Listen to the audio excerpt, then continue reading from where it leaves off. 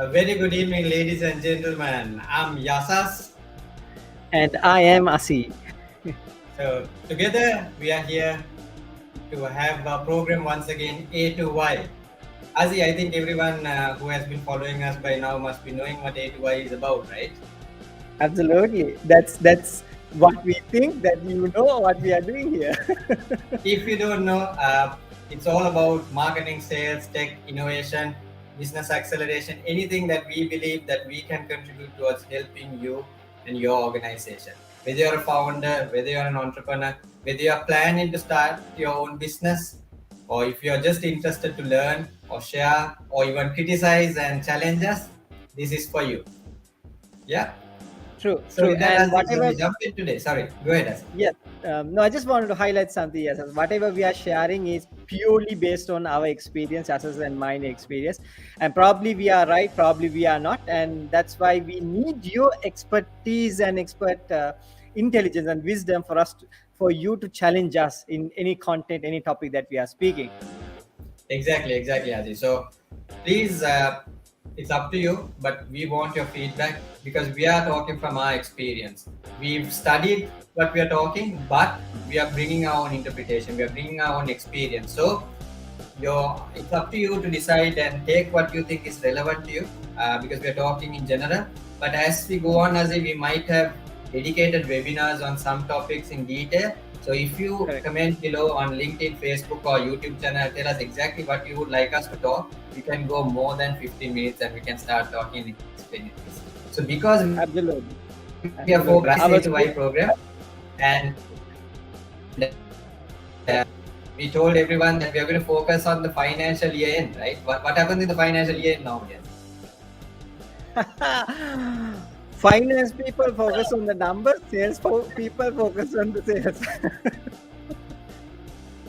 Okay, good explanation. Let's not call teams with names, but yes, companies go with their new targets and they look at how they can improve things. So one thing, as everyone talks about, is sales funnels, sales pipelines. So today, ladies and gentlemen, we are going to talk about how effectively you can look at your sales funnels, your sales pipelines, how effectively and relevant it can be to your business and what you do.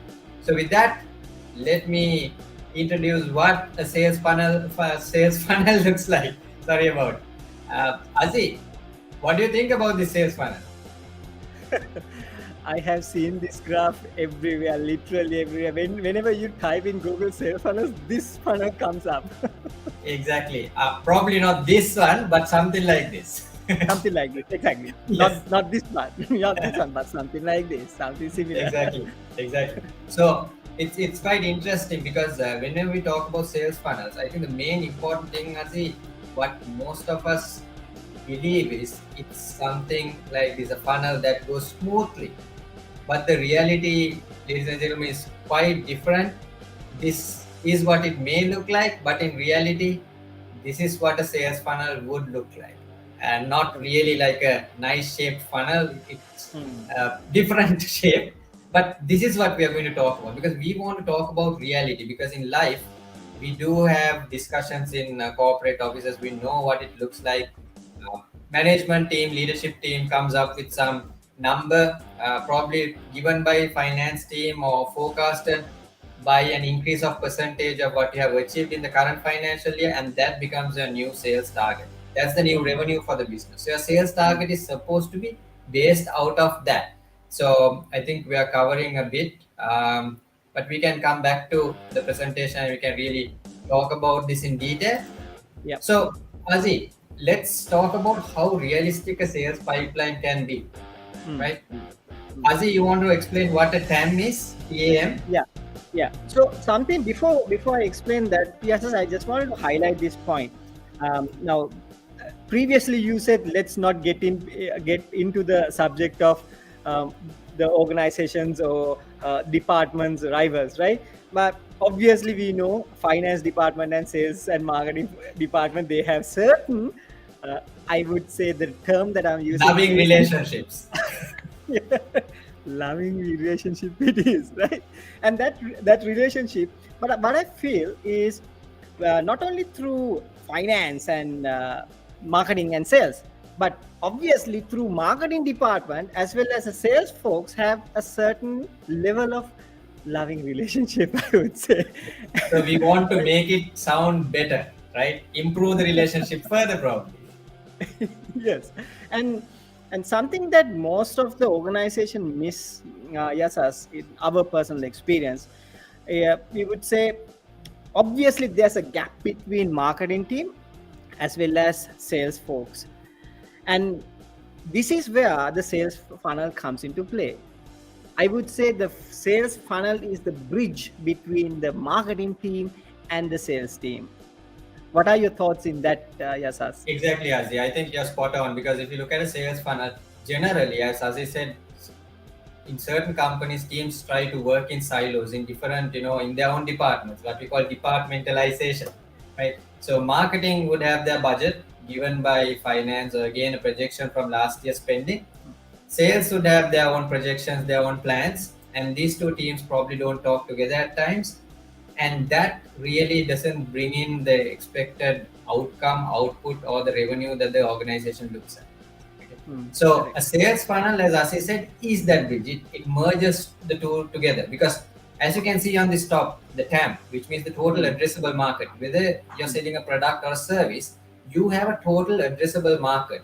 Let's assume there's 100 people who are potential customers, as we say, ideal customers, who would want to buy your product or service. If there's 100, that is your total addressable market, right? And then marketing's job is to look at how do you address, or how do you get into most of these people. How do you probably get all 100 of them, which is nearly impossible. But how do you get into 100 of these people and tell about your company, your product, your brand, your service, and say, hey, we are here, we can help you, right? And that helps them to really bring in what we call the MQLs, which is the marketing qualified leads. Because sometimes we're not going to talk in detail how we do it or what we're going to do, because I said it's a separate topic on its own. Each of these Yes. steps is a probably a half an hour to 1 hour minimum of discussion, right? Absolutely. I would say it's more than that. Like if you really go deep, dive into this topic, at least we need about a good 3 to 4 days to complete. Definitely, if you want to cover the whole conversion process and the sales funnel process and what you Yeah. do, the sales cadence, there's so much to talk about. By the way, I think we have several listeners over there. We are getting some likes and views. Drop a Nice. comment so we can shout out your name and let us know if there's anything you want us to answer. So Absolutely. coming back to the MQL, so that's where marketing literally hands over the leads that they've generated through whatever the marketing activities they do, whether it's online or whether it's real events or whether it's advertising, whatever the leads they've got that has interest in our product and service is passed on to sales. And then what does sales do, Azi? How would they accept this? So acceptance, in fact, we had I'm going to use the word debate about this particular topic couple of days back between Yasas and I. And something that we believe is accepting sales lead. So before accepting a sales lead, you need to have, the organization must have a certain process. And that process will allow to identify the right candidate, right ideal customer profile in order for you to convert this sale into an actual sale. Exactly. Anything So you want what to we add there? would do, yeah, so what would sales do is sales would look at, is this lead that is provided by marketing matching the ideal customer profile? Is this really a lead? So there'll be certain things they may do. They might do background checks. They might make a cold call. They might, refer whatever the information they've received, and they would accept it, saying, okay, fine, marketing, what you've given makes sense. Not all, but some of them, yes, are sales accepted leads. So we are going to start working in terms of pushing these customers or these leads to be converted into customers. And that is where sales probably owns the full process at that point, and they start building and they start qualifying. They do certain activities, whether it's product demonstrations, trials, meetings, whatever, depending on the product or service. They take it to the level to identify whether this customer really has a need, whether they have the money, are they the right people who are going to buy, and there are certain qualifications, sales qualification methodologies. We are not going to talk about it. Bent is one popular methodology. They would use Correct. this, and they would really qualify this lead as, yes, this is definitely a customer. I need to close this customer as a sale. Correct, correct. So, just to summarize what Yasa said is, what he was emphasizing is the lead that you got is the quality of the lead based on the level of the client interest and the budget, and also just to feel and see this customer is whether they are fitting to this particular service or product. Exactly, Azi. Thanks. So once we've done this, once sales has really identified and qualified this lead, then it's all about closing. Of course, in sales, you never close because you can always sell more. You can, what we call upsell, cross sell. Yes. There's many things you could do. You can manage the customer. You move them from customer to who we call an advocate, who will talk on your behalf and talk about your product or sales. But the initial sales closure is what you're expecting, which is a win. And if you notice, we put a percentage. You'll never, I mean, a marketing team, if they can take the total addressable market and get 40% of marketing qualified lead, kudos to them. They are a brilliant marketing team, which practically is not possible. But we just put numbers just for demonstration purpose. So don't shoot us. Don't say you're going to get 40% out. If you can, brilliant. I'm sure there might be teams who can do that, but it's not really easy. But assuming you get that type of leads, here we've taken like 5% is what your close win rate is. So it's actually not as easy as closing. And one important thing is this, Asi, what we have to talk is what we were explaining as the conversion rate. In abbreviation, we can call it a CR. So every step that we talk, MQL, SAL, SQL, closure would have a different conversion rate. How do you calculate this conversion rate? Is you look at the percentage that you achieved before and the percentage you achieve at the next stage. So in this case, you divide 30 by 40, which 40% was the MQL rate, 30% is the SAL rate, and then you take the percentage of that, that is your conversion rate. So which is 75% here. What do you think, Asi? Unbelievably wrong number. So again, this is demonstration purpose. We know our numbers. 75% is really a good marketing and sales team working together, which practically might not be the possibility and the reality. But yes, that is conversion rate. So if you look at the next conversion rate, 30% and 10%, you're talking 33% conversion.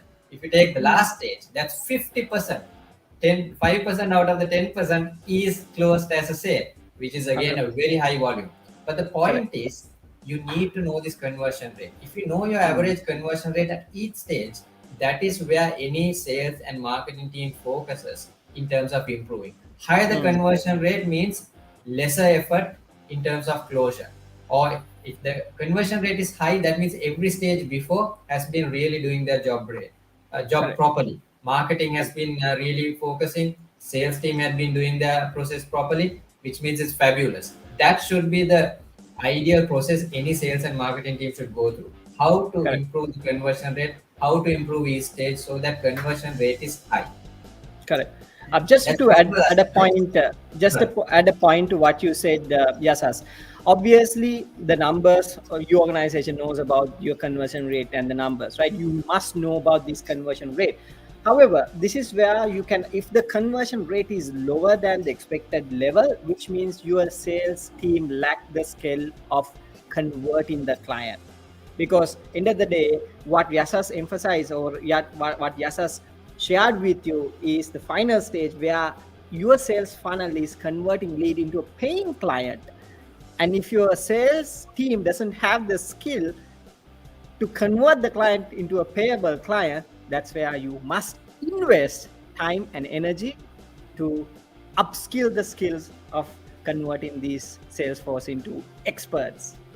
Exactly. And even in the case of, if you take SAL and MQL, sometimes when it's not sales accepted, you tend to put some of those clients who have future potential back to marketing to start nurturing, so that in future they can still be converted, right? So there are various steps that you would do with this. But what the important point we want to bring, and this is where our experience comes in, is this is not how you should look at your funnels, not from top to bottom. Now stay with us. I'm sure some of you might not agree with it, but this is what we believe how the focus should be. It should be like a pyramid, bottom up. Why do we say this? How many times, Asi, have we come across clients who have numbers, sales numbers, which doesn't make sense. Right? Absolutely. Every time. Every time, because it's looked at, I don't know, magically appeared number, and this is the target they have to achieve. But if you go back on your revenue, example, if you're a production company, you're a manufacturing company, one thing is you might not even have capacity. You need to look at whether you have manufacturing capacity. So your forecast you do here should match with the manufacturing or your production capacity as well. Or even if you're a trading company, the importing, if you're bringing in things to trade, you need to be able to match it. Let's not go there. Looking at sales itself, if you know what revenue you need to achieve, if you know your average purchase value of each customer, you would know how much of sales you need to close. Now you work upwards. You look at your conversion rates in the past. So you look at from this win rate, what kind of SQL rate I should achieve, what kind of SAL rate I should achieve, and what kind of MQL rate I should achieve. So you tell your marketing team, now look guys, we need this number of MQLs for this financial year. Sales team, the sales director, sales head would talk, guys, we need to bring this number of sales qualified leads, which means each of you as salespeople need to work on this number of numbers. So you work upwards on the pyramid, focusing, and you figure out what's your total, you know your total addressable market, but you have to go up to the level of marketing qualified leads. So your view, your perception has to change. Yes, the funnel flows down, but when you do planning and forecasting, we believe you have to go up. This is the most perfect way of doing it.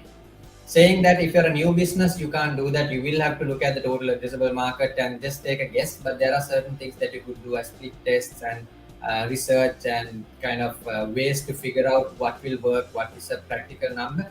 But this is our method. We feel this is a successful method. We've tried, tested it. So we can share with you certain methods like this that would work. Share your opinion. This might be helpful because this is financial year end, a time that all of you are budgeting, planning, and looking forward for a new year which is successful. So I think as we've run out a little bit, would you like to add something as last closing comments? Right. Just one point. Change your perspective and change your sales, and you will be able to regain the revenue that you always wanted. Exactly. And we are here to help you in whatever way we can. So leave a comment, criticize, comment, agree, disagree. We are open for it. Send us your information, ask us questions. We are willing to go and take that extra step to help you. Absolutely. So this is Yasas signing off from E to I. And that we will see you next week. We will see you next week. Yes, see you next week. Have a good day. Take care. Yes.